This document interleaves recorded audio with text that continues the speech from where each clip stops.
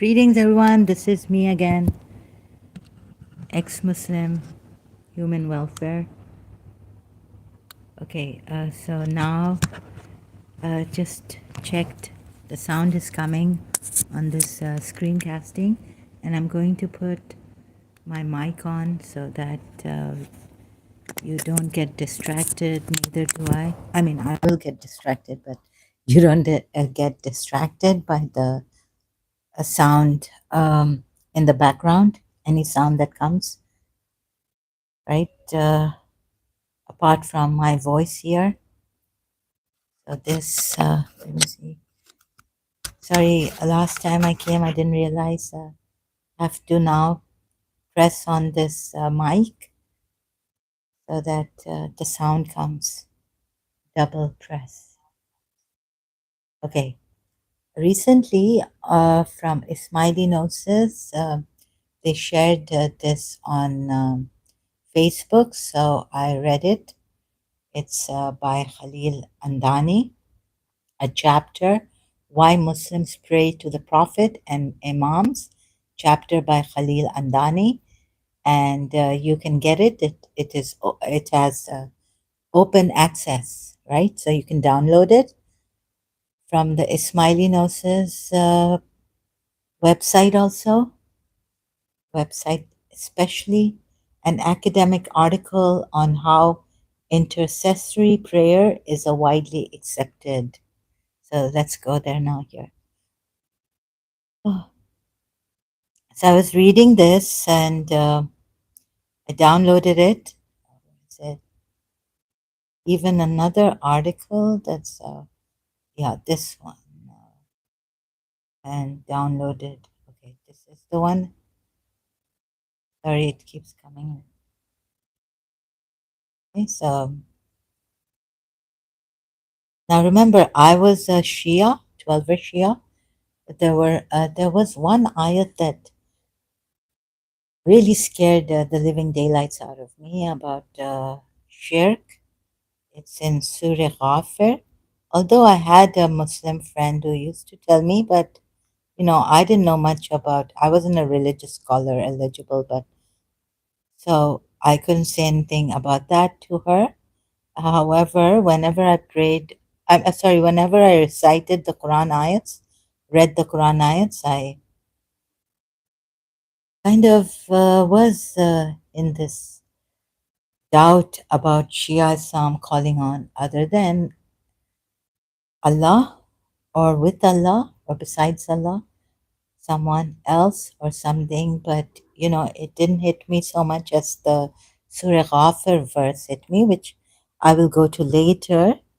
But before this, just showing you again, this article came to my feed, came on my feed again and read it on Facebook by Smiley.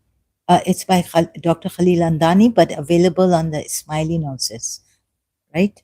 So, Why Muslims Pray to the Prophet and Imams, chapter by Khalil Andani, open access, an academic article on how intercessory prayer is a widely accepted mainstream Muslim practice among Sunnis, Sufis also, 12 verse, definitely 12 verse Shias, meaning, and the Ismailis, meaning the Ismaili Shias. So this, okay, why is it doing this?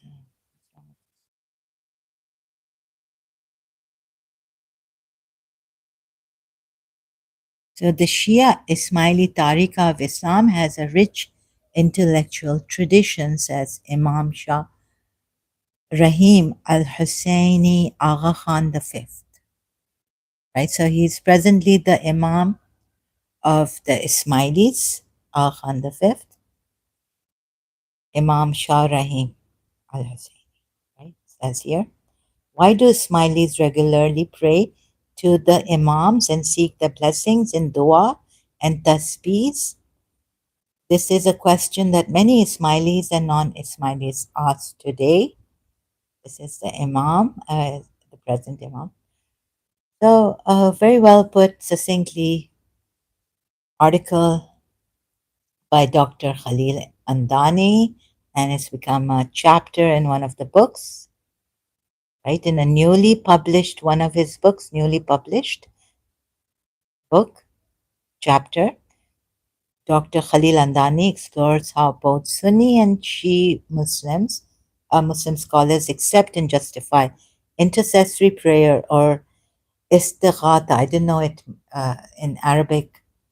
It means it's called istighatha, the intercessory prayer. But like if someone comes here, even a Shia now, like Taimur, who questioned me about prayer, and all that, I don't want to go into it. But just briefly mention that if Sunni comes here, Muslim, Wahhab, Salafi comes here and asks me, about istighatha, and if I don't know, how they come. Then some of them, even my Shias have, like Taimur said, "You're not a Shia, right? You're lying, lying, lying all the time." Zalmi's channel. And all. So I wouldn't know what istighatha is, although I was a Shia. But in another article by Dr. Khalil Andani, I think it says that Thinking Islam article. You see, istighatha is used by the Sunnis to mean intercessory prayers. I found it, I think, in this article,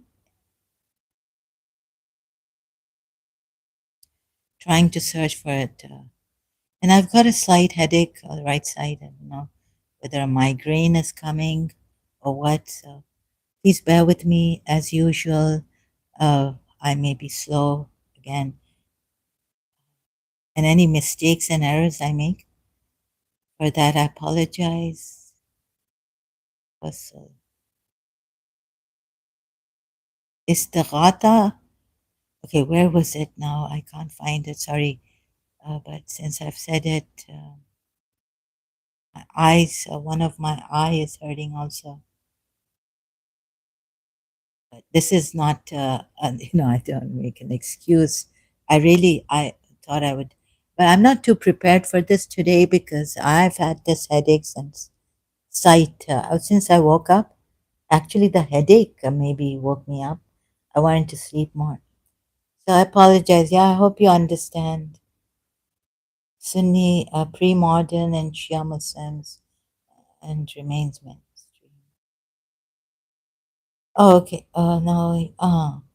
In a newly published book chapter, Dr. Khalil Andani explores how both Sunni and Shia Muslim scholars accept and justify intercessory prayer or istighatha based on the verses of the Quran. Oh, where does it say only the Sunnis call it istighatha? Okay. Since I can't find that, I'll read ahead. Dr. Andani's chapter was published in Eye of the Heart, an academic volume dedicated to Professor Syed Hussein Nasser, or Nasser. Okay, this is Dear Professor Andani, is okay, from Syed Hussein Nasser. Very good, very good. But I was quite disturbed again because it did not, this article that I read or the chapter in his book, Dr. Khalil Andan, did not satisfy me. Actually, or make me believe that yes, it is allowed because the Quran, you see, has the way it's been put, how to say this, Quran has been, you can interpret it in different ways. However, there's a verse which tells us directly, and that is the verse I'm going to show you, which even Dr. Khalil Andani hasn't given in his chapter on this, praying to prophets, imams, and saints, right? And all. What is the chapter's name again in his book?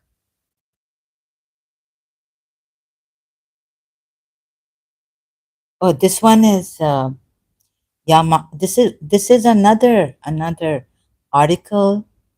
Ya Muhammad, madad. Sunni scholars who permit istighatha, intercessory prayer, called by the Shias. Most Sunni scholars permit calling upon Prophet Muhammad and the friends of God for help. I think I'll find it here by Dr. Khalil Andani. December 22nd, 2024, if you can't see that, dated, written there.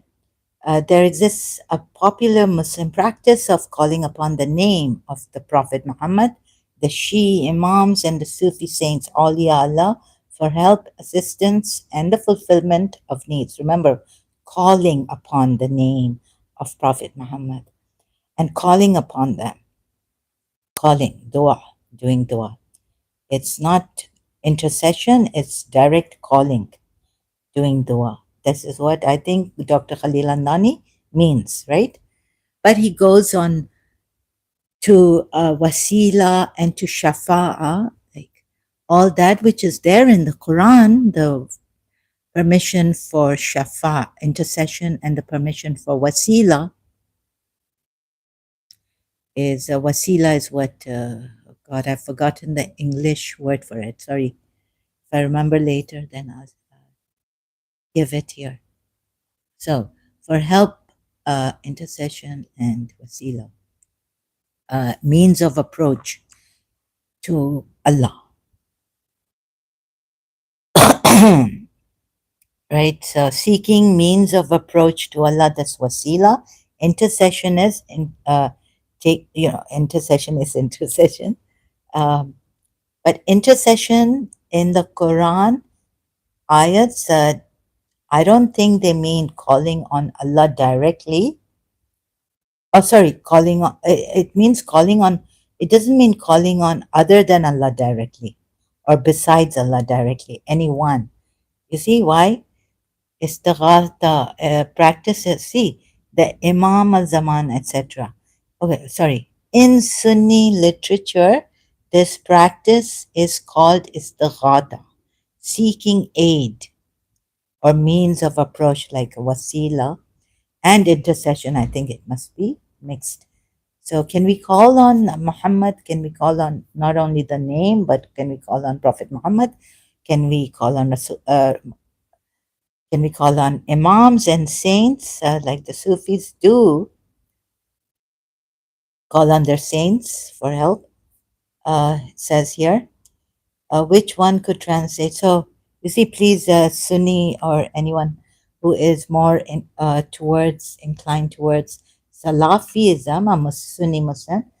Please don't ask me what is the meaning of istighatha. Now I know, but only the Sunnis practice and called it istighatha, this practice, right? So I wouldn't know this before reading this. When Dr. Khalil Andani's video had come, a short video on this, very well put succinctly on Facebook, I was like, istighatha, what is he saying istighatha, right? And maybe Ismailis call it istighatha, but no, now it's clarified even more. In Sunni literature, this practice is called istighatha. And I started to search for it and things like that, but now it's made clear a few months ago or some time ago, right, when I had this his video I found on Facebook on istighatha. So intercessory prayer, for example. Okay, so this we leave out this now. We'll go back to the chapter of his book, his new book. The Shia Ismaili Tariq of Islam has a rich intellectual, his book, Why Muslims Pray to the Prophet and Imams. Chapter by Khalil Andani in his book, right? On this, back to this. So you see, he's written very well, succinctly put. First, he tells us the whole history. When the Sunnis, who kind of, when Wahhabism, he puts it, or Salafism came,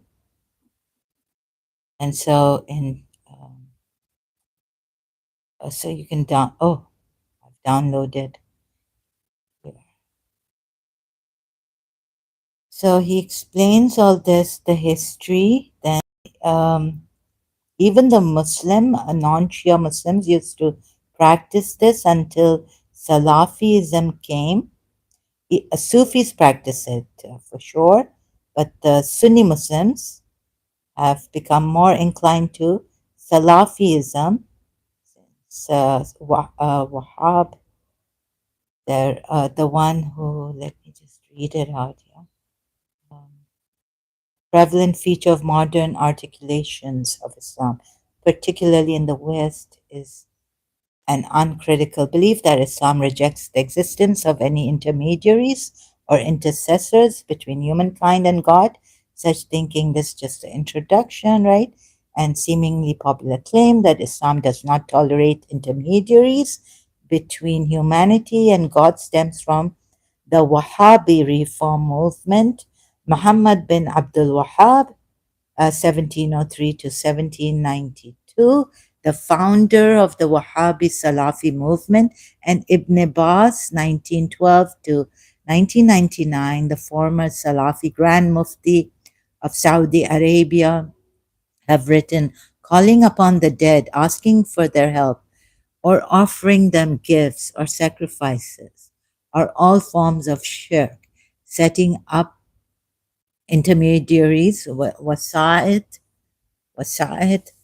between oneself and God, making supplication to them or asking their intercession with God is unbelief, kufr, by the consensus of the community, and all this, right? And the consequences. So calling upon the dead is like if Prophet Muhammad has now gone, for them, martyr doesn't matter for the Wahhabis, I think, and imams also or saints who have gone, left this world. So they say, why do the Shias, the Sunni, even in Pakistan, a lot of Sunnis start to object, I think, in Pakistan, whereas in the modern popularity of what used to be a strictly Wahhabi position, which some Sunnis also took, is most ironic because the historical majority of Muslims, both Sunni and Shia, permit or encourage the practice of seeking God's blessings through the spiritual mediation of the Prophet Muhammad, the Ahl al Bayt, and saints or friends, awliya of Allah, right? Of God. The devotional Muslim practice. This, you got this? Shirk, this devotional Muslim practice, in the views of most Muslims across time and space, can never constitute shirk because the prophets, imams, and saints are being invoked as independent and created spiritual intermediaries who channel or distribute God's blessings as opposed to being worshipped as independently necessary agents. So, this is how Dr. Khalil Andani explains the Quran ayats should also be taken.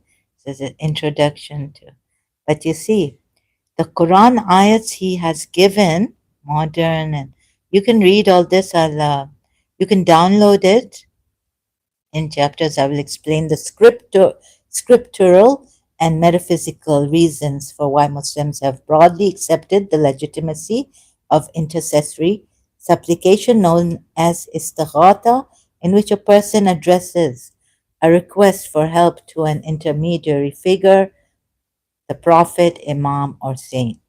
First, I will present the opinions of major Sunni Muslim scholars who permitted the practice.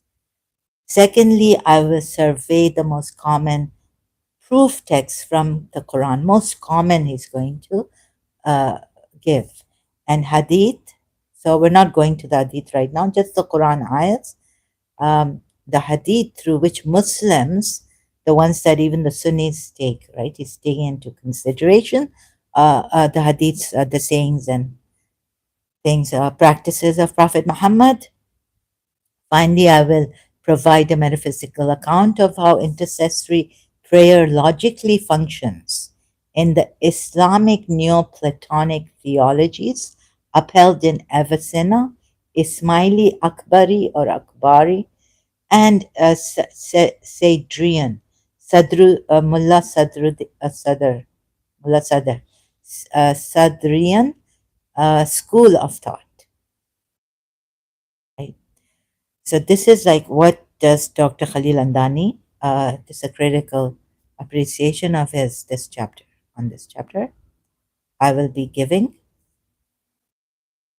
to this that I don't agree to this. And what is lacking here? What is lacking here? Istighatha in Islam. All Muslims in the daily and super Subrogatory prayers seek the direct help of God for his blessings, mercy, favor, sustenance, forgiveness, and protection. The practice of addressing one's prayer for help and assistance to an intermediary such as the Prophet Muhammad does not function as a substitute or replacement of calling upon God. Rather, intercessory prayers have always served as complements. He also says this to the regular prayers that directly address God, and Ismailis agree to this. The Ismaili and 12 Shias also, and the Akbar, it's all Muslims.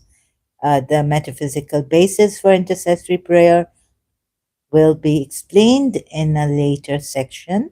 Nevertheless, intercessory practice have always been popular and uh, mainstream throughout Muslim history.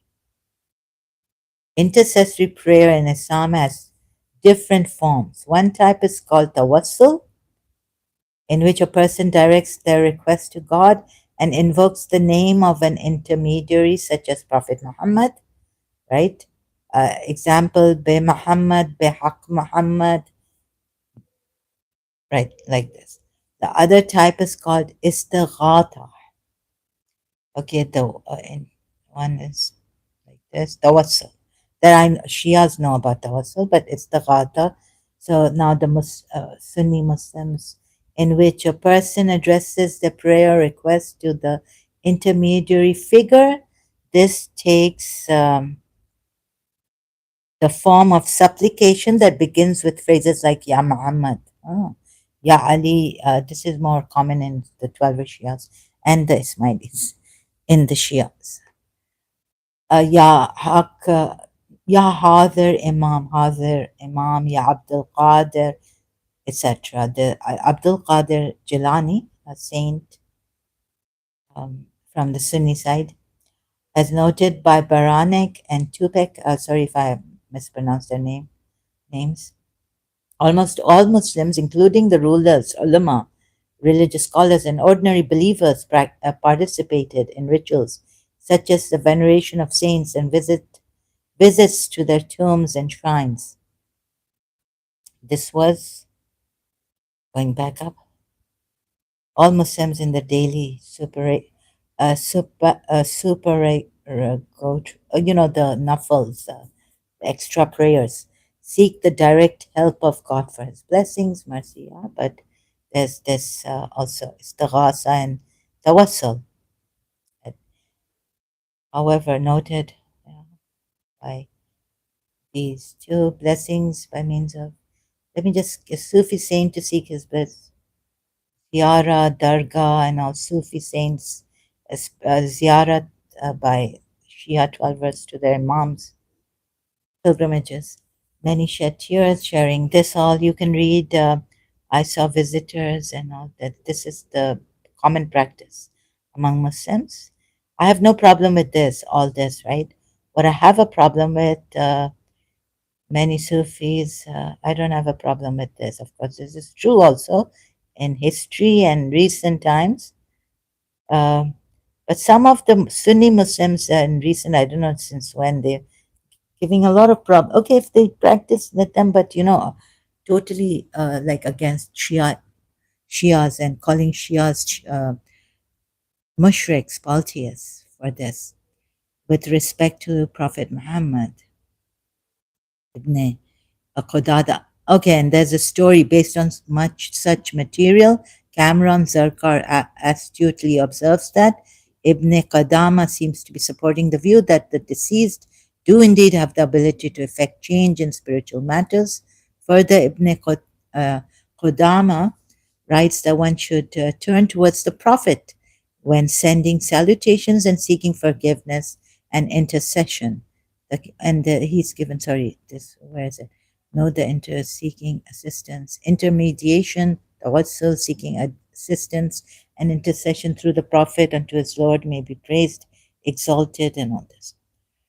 Where's that story? The third type of tawassul. So the many types of tawassul also.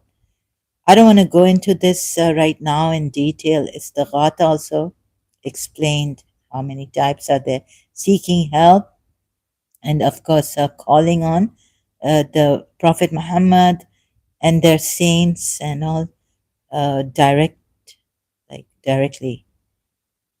a type of tawassul, blessing seeking. All this, finally, the Sunni scholar of Nabahani. What's that story about Prophet Muhammad instructs his disciples? Sorry, there's a story here.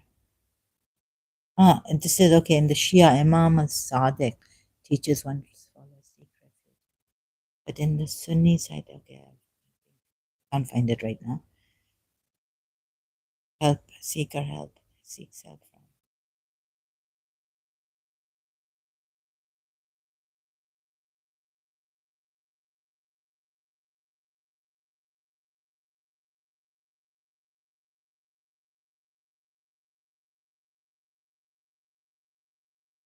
Renowned Taqi al-Din al-Subki, Sunni polymath, the leading Shafi scholar of his time, chief judge.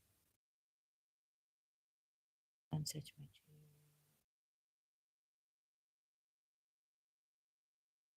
Can't find it, sorry. Okay,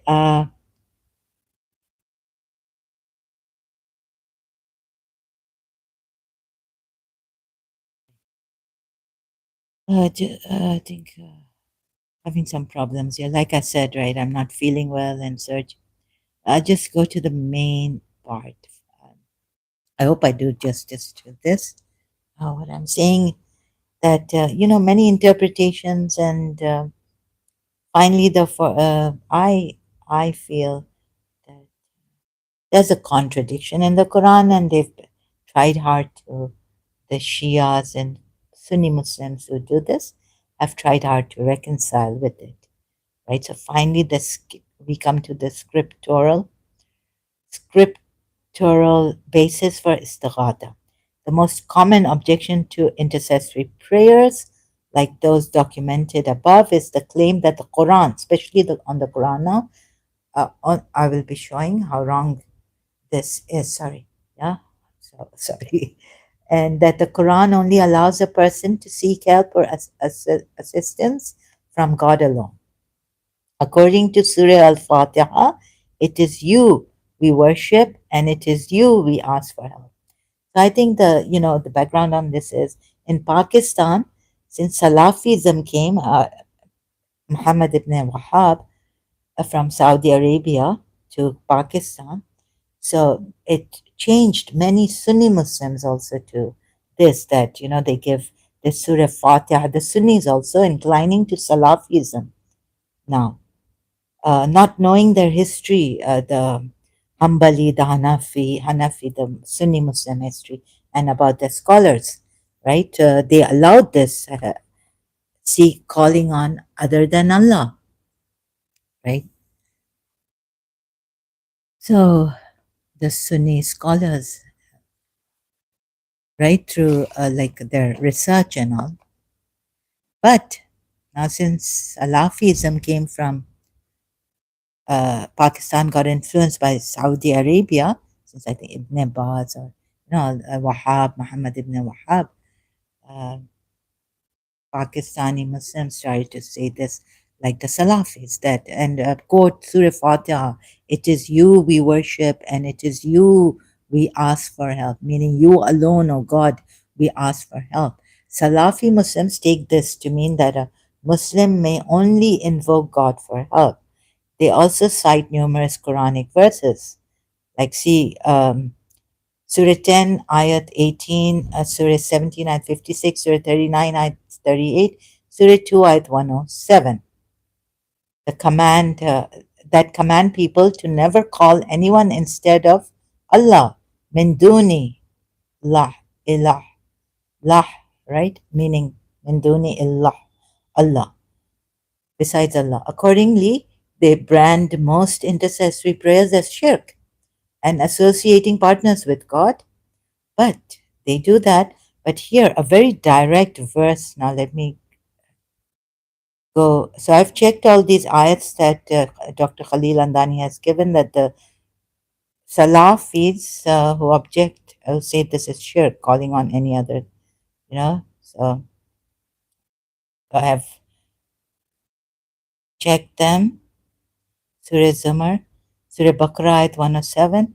But look at this one, right? What Dr. Khalil Andani has missed is Surah 72, ayat 20. This is a very direct one, ayat that where Allah says to Prophet Muhammad, meaning, say, I only, and here they put, O Muhammad, meaning, say, O Muhammad, I only invoke my Lord, I only call upon my Lord, and do not associate with him anyone, right? So need a elucidation on this ayat, which Dr. Khalil Andani has not given. Sorry, excuse me.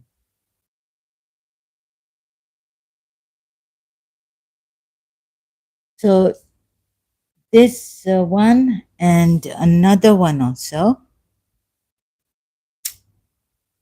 Yes, but no doubt, like you see these direct ayats, but no doubt that there is intercession, there is wasila, but to stay on the safe side, I would incline to the Salafis because it's implied in those ayats where now Dr. Khalil Andani explains in his chapter, one of his chapters of the book, his book, one of the chapters of his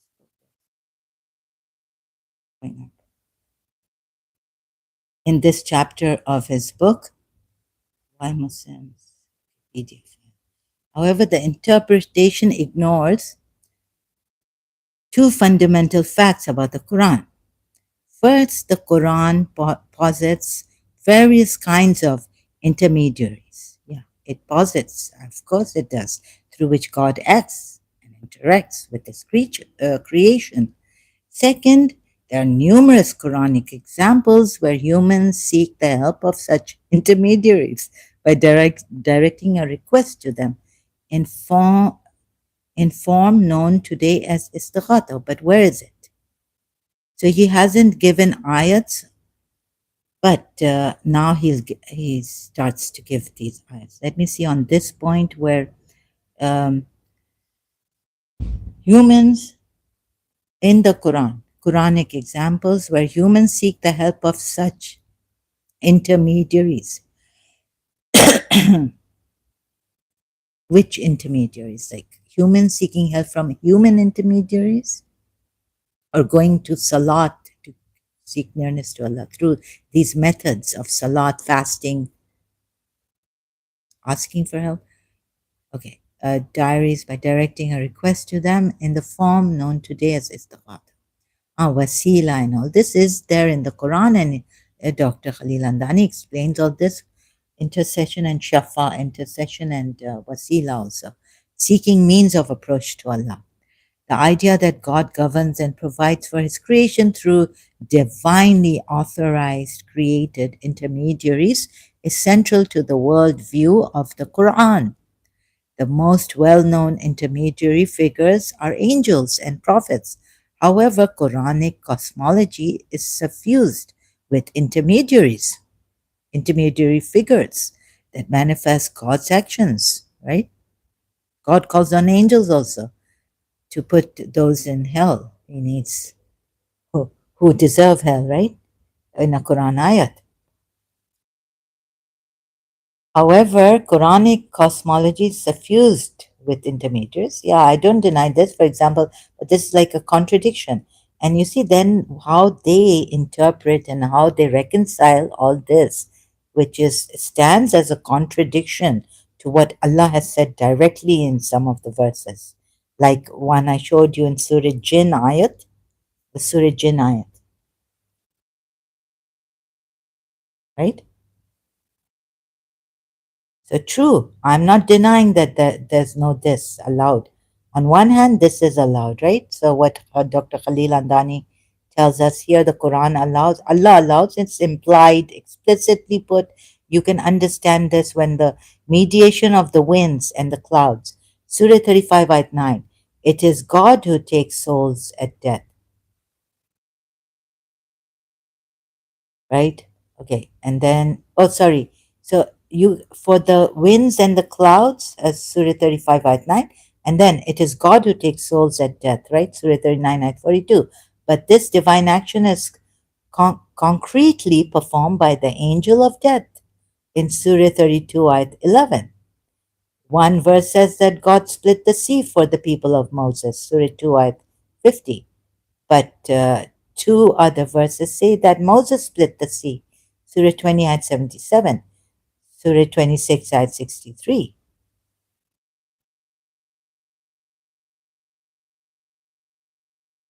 So, so this means that Moses is God at this time, splitting the sea, having the power to split the sea. But that's not what Dr. Khalil Andani or the Muslim Shias believe in. Ismailis and Twelvers, that Moses is God. But you can call upon uh, these intermediaries. The Quran speaks of the spirit, al-Ruh, as the sort of quasi or quasi angelic intermediary or agent of God in numerous places involving divine inspiration, right? So all these verses strengthening human beings and God's breathing into God breathing into Adam, Quran verses, and Mary, um, and the day of judgment. Perhaps the most prominent of intermediary figures in the Quranic worldview is the Prophet Muhammad himself. Muhammad mediates God's authority. So this is on mediation, intercession, authority, and various divine actions. The phrase God and his messenger appears as the subject of singular authority and religious faith in numerous verses also. That's true. Obedience to the prophet equals obedience to God, Surah 4 at 80, and allegiance to Muhammad equals allegiance to God, right? Surah 48 at 10 is that. And Muhammad's throwing is equated to God's throwing the dust. Surah Anfal at 17. You did not throw, but God threw. No doubt about that. Decrees are decided by God and His Messenger, even. Surah 33 at 26. The spoils of war belong to God and His Messenger, Surah 8 ayat 1. Surah Anfal ayat 1. People emigrate to God and His Messenger, Surah 4 ayat. Is there a difference between God and His Messenger? No, I told you. I've shown you this from the Quran ayats, right? I've shown you. So this also, and many, many other things. So you see how Dr. Khalil Andani and the Shias have tried and would come here and say, you are misinterpreting the Quran ayats. Maybe blame me for it.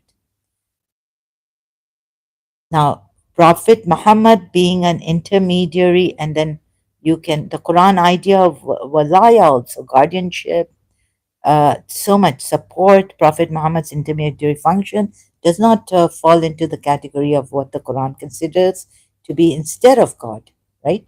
Min dunillah. Several verses instruct believers that you have no protector, wali, or helper except apart from God, right? So many verses he's quoted here, given here from the Quran. One may be tempted to conclude from this that God is the soul helper, Nasir, and guardian wali of created beings. Yes, one is tempted. However, other verses stipulate that created beings can render help and serve as guardians, and why not call on them, right? There is a verse that says, intercessor, the one who has the truth, you call on others, but this other verse I'll come to later on. I don't want to confuse you with, not remembering the verse properly. So the believers are those who help God and His messenger. Surah 8, ayat 72. Or, sorry. Surah 57, ayat 25. Or Surah 8, ayat 72 is, sorry for this, yeah. People can seek help from Muhammad. Surah 8, ayat 72. The believers are those who help God and His messenger. Surah 57, ayat 25. Jesus asked His disciples to be my helpers unto God. Ansar illallah. And they present themselves as God's helpers. Ansar Allah. Right? Who will be my helpers? Not in the cause of Allah, but who will be my helpers in Allah, for Allah, for Allah. So the Quran declares that the guardian wali of the believers is God. Surah Maida 55, the messenger and the specific believers, including Imam Ali, as the Shias take. Some Sunnis may also. Who knows in the past? Then the only coherent explanation, he says, coherent now, he's trying to, what they're doing is trying to get the contradictions that I've shown you up on these ayats, intercession and wasila, and against the polytheists. Why do they worship these religions should be purely for Allah, and Surah Zumar ayat 3, that the polytheists, but why do they worship their awliyas, right? So what is same as um, calling, no, wait a minute, worshipping Allah, sorry, and worshipping these awliyas whom they worship to get nearness to Allah. Let me put it, I haven't put it properly. Wait a minute. So the only helper guardian, let me just, please bear with me. Thank you if you can. Right, so wait a minute.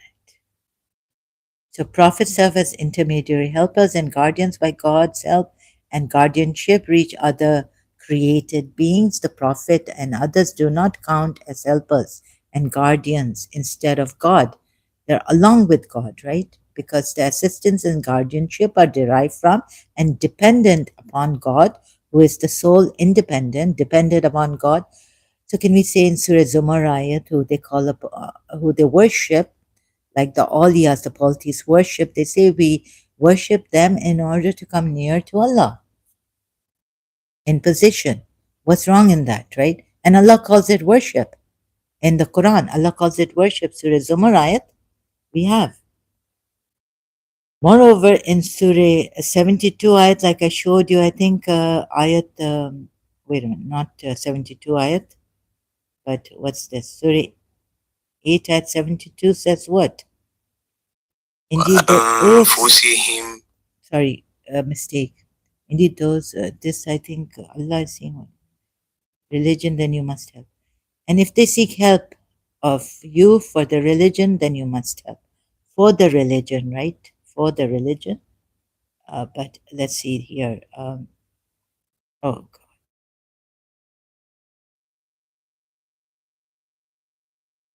Here. Surah 72 at 20. Say, O Muhammad, I only invoke, call upon my Lord. I only, let's go to the Arabic transliteration. Qul innama da'u rabbi. This is like, innama is like only. I do more than, say, I do no more than invoke my Lord. And I join not with him. Any false God in brackets. There are these different translators. Abdullah Yusuf Ali's translation. I invoke only my Lord, Mubarak Puri, Safiur Rahman al Mubarak Puri. What about this? It's very direct, you see. Although, on the other hand, the things that Dr. Khalil Andani has given, wasila, tawassul, and all this, but can we call on them then? Taking Surah 46, ayat 5 also. And I will go to Surah Zumar, ayat 3 too. also. And who is more astray than he who invokes besides Allah those who will not respond to him? You see, here Allah is addressing to the polytheists. Maybe I thought, and so they're no, but this is not right. You see, Allah is equating calling on someone as worshipping that person, dua, on one hand. This is what Dr. Khalil Andani, the Shias have missed. Religious scholars, eminent from, like, since time immemorial, since Islam has come, or after Prophet Muhammad, the Imams giving it like this to their scholars, also to their disciples and all this, companions. Who is more astray? So now you need to understand this ayat according to what? Neoplatonic, like, metaphysics, like Mullah Sadra has given or explained, or how Hussein Nasir, or, like, well, I'm just taking names like that. So now, sorry, Smileys, I would like to help you. So please see this before you come and blame me for misinterpreting the ayats. See how direct Allah has been on this, and the word Allah is used here, dua, from. And who is more astray, Allah says, adallu, right? Adallu. Yeah, adallu, then he who calls besides min duni Allah. You're not supposed to call. This means you're not supposed to call anyone even with Allah, right? Because taking Surah Jinn, ayat 72, even with Allah, you're not supposed to call anyone else. It's shirk. And how has Allah equated this with shirk, calling on others? So, who will respond to him? And who is more astray than he who invokes besides Allah those who will not respond to him until hatta, I think it's hatta, until, no, it's illa, the day of resurrection, and they of their calls are unaware. So this is a direct verse to the polytheism. Do not call on. Who is more astray? You are more. Who is more astray? The one who calls on Allah, on anyone else besides Allah, right? And they will not respond to him on their until the day of resurrection, and they of their invocation are unaware. Ghafil, right? Unaware. Calls, dua. Here, Allah puts it for these polytheists or whom. Yet He's allowing the same thing. So reading Dr. Khalil Andani's, how he allows it through other Quran ayats, you can read Dr. Khalil Andani's chapter on this, right? Moreover, how does Allah equate association with a calling on someone, saying to themselves, we feed you only for the sake, not this one. Surah 7, ayat 194. Right? Look at this. Direct. Indeed, those you, polytheists, meaning call upon besides Allah, are servants like you. Hello? So it's not even about idols, right? But then it jumps, the next ayah jumps to, do they have eyes? So you're going to think it's their idols. But here he says servants like you. So what are they? Human beings like you. So call upon them and let them respond to you if you should be truthful. Like Allah is taunting these polytheists, right? So against the polytheists, this, and then how he's done roundabout in a roundabout manner, that he's made you call upon Prophet Muhammad and Imam Ali and the saints and all that. You see here. Indeed, those you call upon besides Allah are servants, i.e., creations, they put it. So they want to say these are like idols, right? That's what they want to say. But ibadun, slaves like you. Because the ones who put, i.e., creations, they want to tell you that because the next verse is on idols. You may think it's their stone idols worshipped, idols and wood, stone, this and that.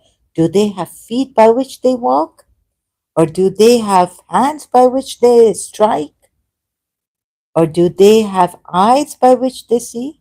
And yet they are like you, slaves, Allah said in the previous ayah. So someone like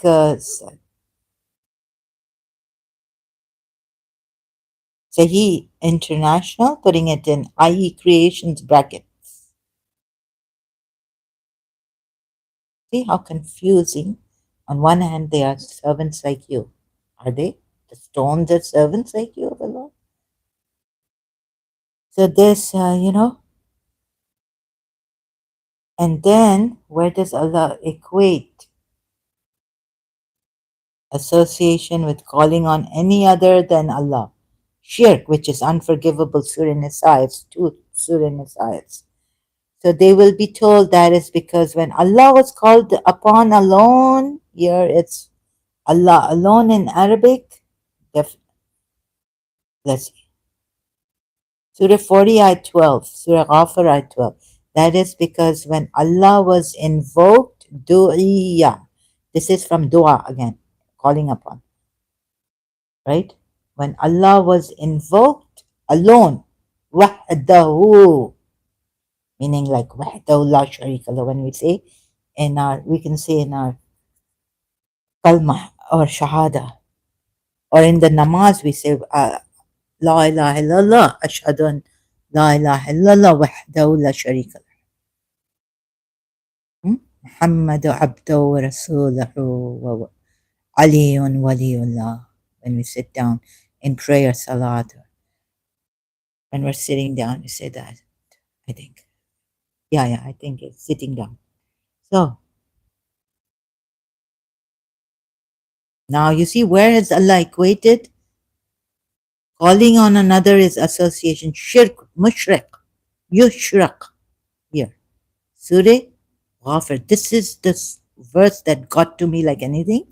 My friend was saying, ex-friend, about Shia against Shia, and I would, just listen to her and from one ear. But I would read the Quran, think, okay, like Quran only, and even read, I would read Ahmadi translation of the Quran in English. I didn't know Arabic. But this ayat just got the living daylights out of me, scared the living daylights out of me. It's like, here, my ex-friend has won. The Sunnis are those who are inclined to Salafism more have won. See, here in this ayat, Allah equates calling on any other than Allah alone, and He puts alone also is is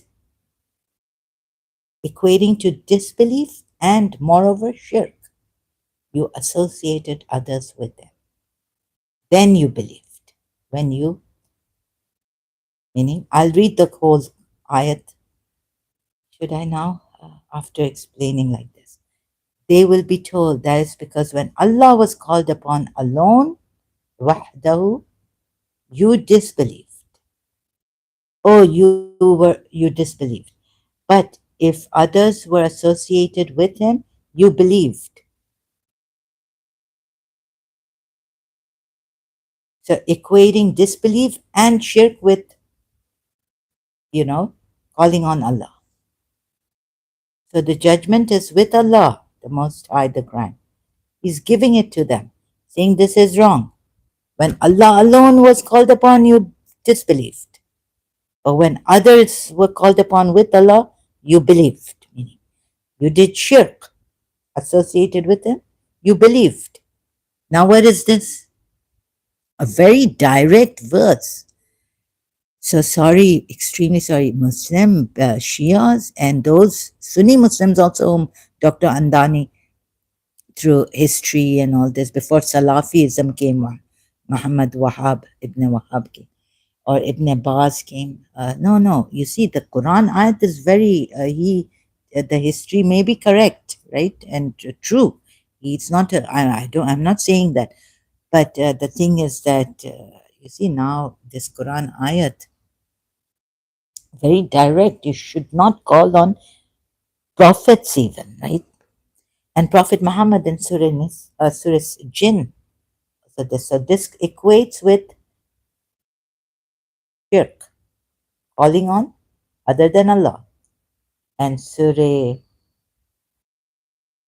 also Astray, Surah Araf, Ayat 19, and Surah Jinn, Ayat 20, say, Yani Muhammad is saying to the people, say, I do no more than invoke my Lord, and I join not with them false gods. This invocation other than to the Lord and join is equated here also with shirk, polytheism, association with Allah, someone else, or something else.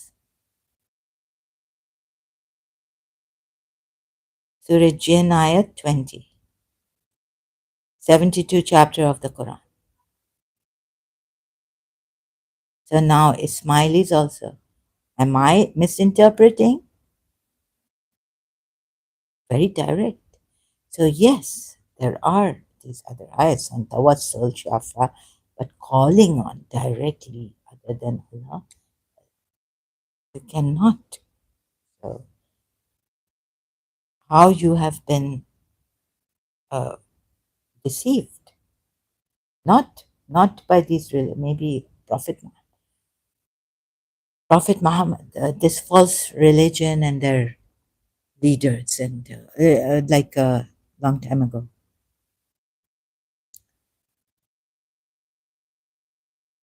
So see Surah Zumar also. No. Surah Zumar Ayat 3. Unquestionably for Allah is the religion, deen, pure, khalis, the pure. And those who take al-khalis, right? And those who take besides him protectors, awliya, not we worship them. Now Allah is saying they are saying not we worship them. For them this is worship of other than Allah taking protectors, but it's okay because except but actually they're worshiping Allah, right? Because that's what worshiping them takes them closer, because they are the ones that they may bring us to Allah in nearness. Then Allah says, indeed, Allah will judge between them what is in what they in what they in it differ. Oh my God! Indeed, Allah does not guide one who is a liar. Moreover, they're called liars now. So He will judge, but they're now Allah has called them liars, and also kafar, and a disbeliever. Kafar, كفار kafar. Okay, stops it. N is not on is not pronounced. It's equating to being them being no sorry. It's Allah is telling us they're liars and they are disbelievers. This, and Allah Himself goes and makes waliyakum singular, Surah Maidah 55. The messenger, Allah and the messenger and the believers, special ones or whatever, whoever they are, and the Shias take him to be Imam Ali only, right? On the same footing as waliyakum. Waliyakum is awliya in plural form. There, Surah Maidah 55 is singular. So what does this mean? Oh God, don't let me let my English get complicated, explanations get complicated. So I was just when I was resting, or I can't get rest, but I was like, what should I had said there? That it's a I forget such a like succinctly put sentence, simple sentence. I've made it so difficult and put it there in some comment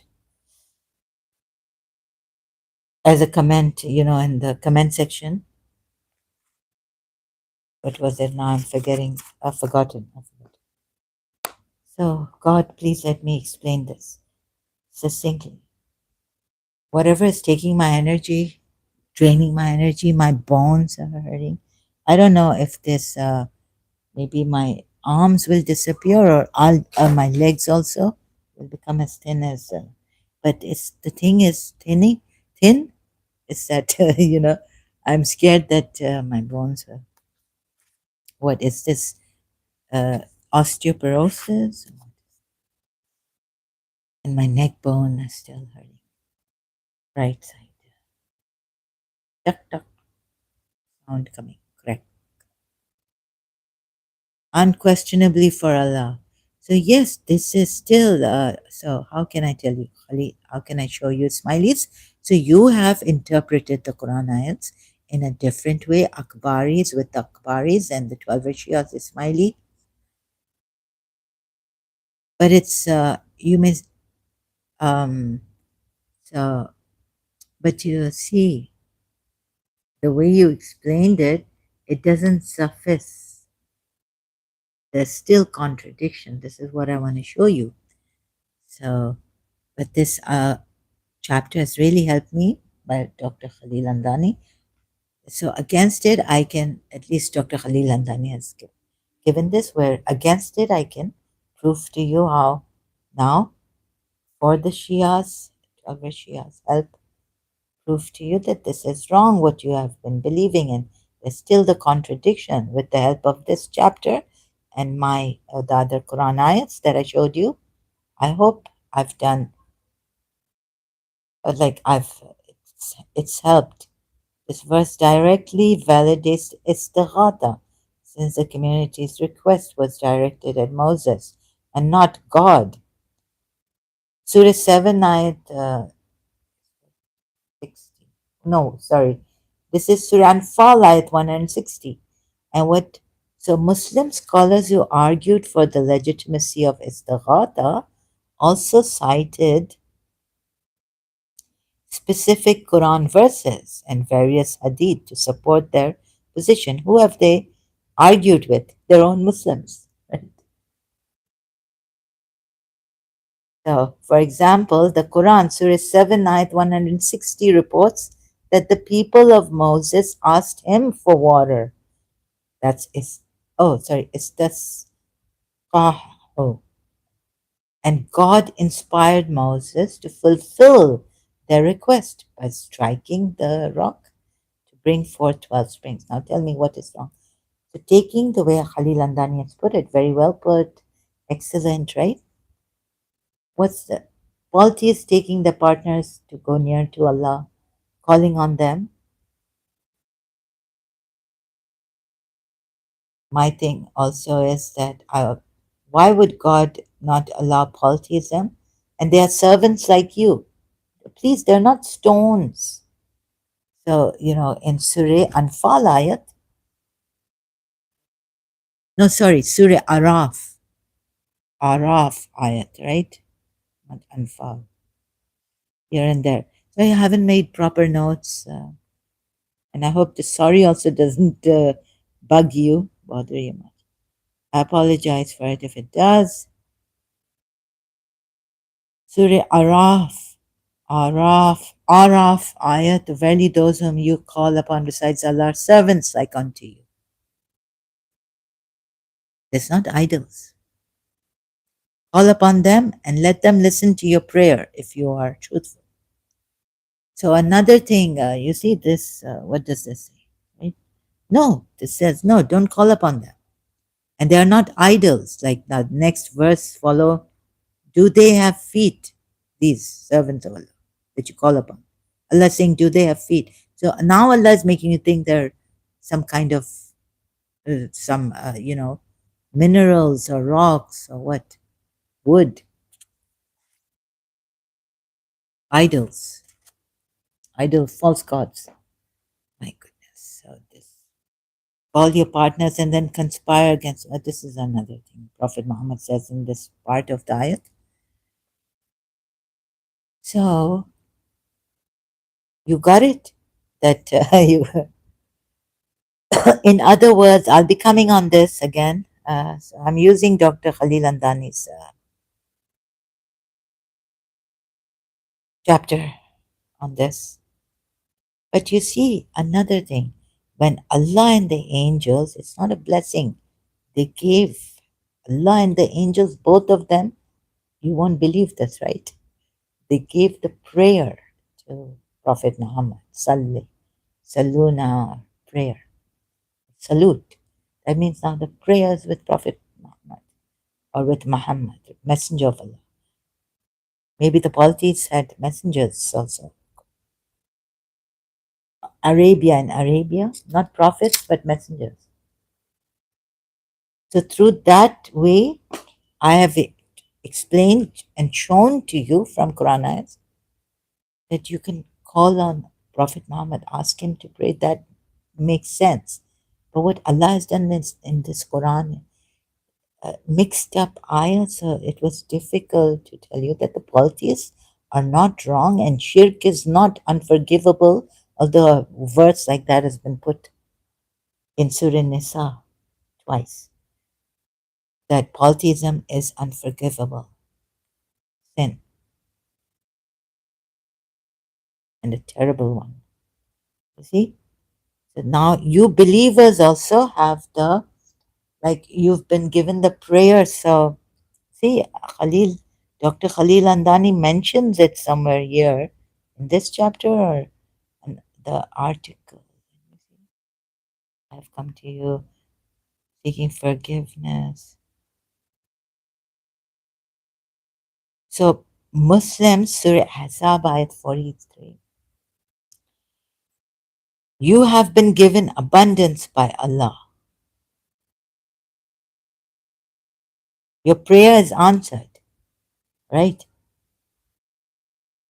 When Allah sends prayer on you or gives it to you, meaning Surah Ahzab ayat, the way I took it, oh God, what is he? Returning merciful, this verse been widely interpreted by Muslims to authorize the general practice of seeking the Prophet's prayers, blessings, and intercession. And my eye is hurting when I'm searching. You know, I have very little energy and positive energy. It's like my inside is struggling, fighting, and I've had to take it. When I come for this, my passion, my interest. So why ask God when Allah has given you believers everything, right? Or does he claim that Islam does not? Calling upon the dead. He's also calling them modern popularity. Seeking God's blessings through the spiritual mediator of Prophet Muhammad, the Ahlul Bayt and saints or friends. This devotional Muslim practice views most Muslims and the earliest Muslim writers English prayer blessings.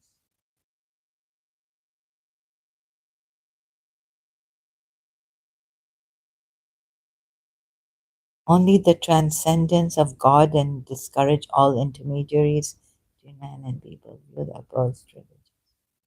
Psychology of Shiism, but in a traditional Sunnism, there are intermediaries in daily religious life and role. In Islam, man stands before God as his vicegerent on earth. It is, however, in seeking to approach him that he needs the spiritual intermediaries who are the prophets, imams, and saints. But between him and God, there's this. In another above, it provides an authentic application. And also in this chapter, I will expound the scriptural and the I don't need to see the metaphysical reasons. The Quran ayats are so direct and it shows there's contradictions. Through even Ismaili, a religious scholar, Dr. Khalil Andani's explanation, it still stands that there's a contradiction. There are contradictions in the Quran ayat on this also. Still stands. I think it was Why Muslims Pray to Prophet. I think it was this article. And this one is also by Dr. Khalil Andani. Intercessory prayers in which a person.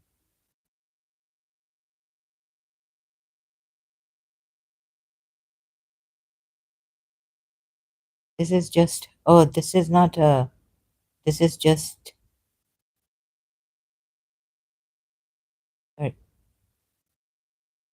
this one, maybe. The search, I'm searching, sorry. Considers the posits.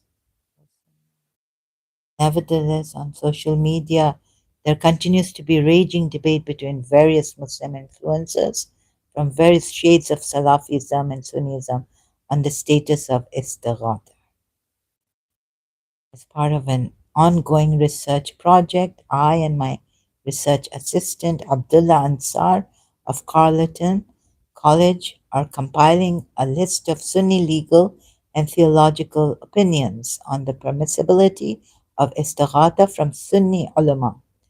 Many of the Sunni references cited below were first published on Twitter X amidst, so you can read this ongoing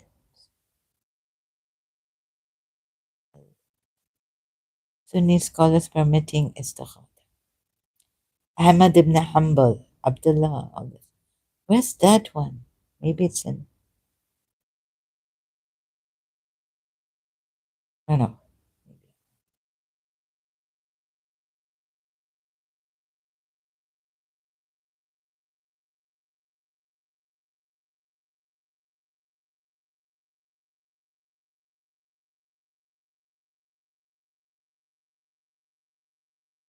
As God is one whose help is sought, al-mustaghat, mustaghat, and help sought from him is by way of creation and existential, existential, existentiation. Sorry, can't pronounce this properly. And the Prophet is one whose help is sought, and help sought from him is by way of non-causal mediation. The sabab, the sabab, the sabab, an acquisition, cusp. Taqi al-Din Subki. Okay, since I can't find that, I'm just reading what I can put my eyes on. What is apparent is the in from the principle of Islam.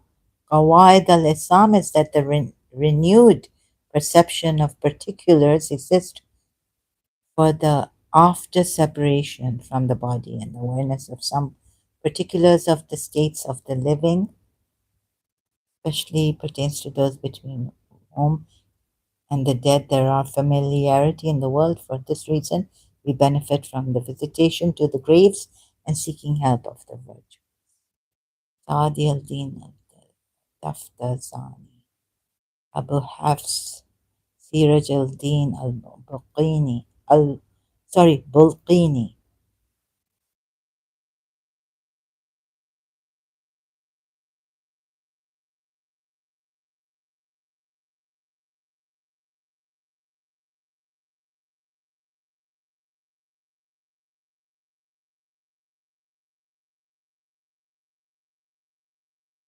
The remembrance, dhikr for the unveiling of the Spirit, O Muhammad, O Ahmad, have two ways. The first one is to recite O Ahmad on the right side, O Muhammad on the left side, to imagine O Mustafa in the heart. The second, you see all this, Hassan, Fatima also, I think, yeah, Hassan Hussein also. After this, all spirits would be unveiled. Al-Haq, Al-Dahwali. دهلاوي دهلاوي أخبار شاه ولي الله أحمد رضا. Oh no, my right eye is hurting. So God has already given. Oh,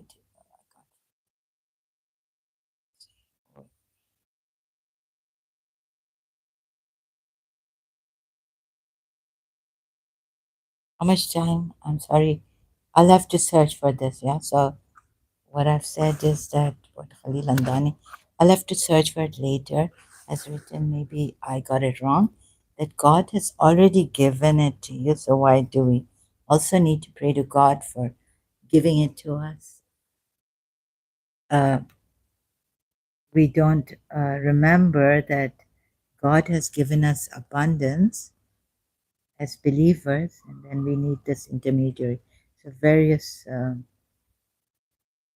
realizing that I'm not, maybe I'm not putting it properly, sorry. One of the earliest Muslim writers. Where did I read that? Okay, I can't find it now, so I'm going to end this. I don't want to stretch it. I don't want to take your time much on this. And sorry, I'm not well, so sometimes a bit of it online I do and take your time. I apologize for that. I'm not well. I hope you understand.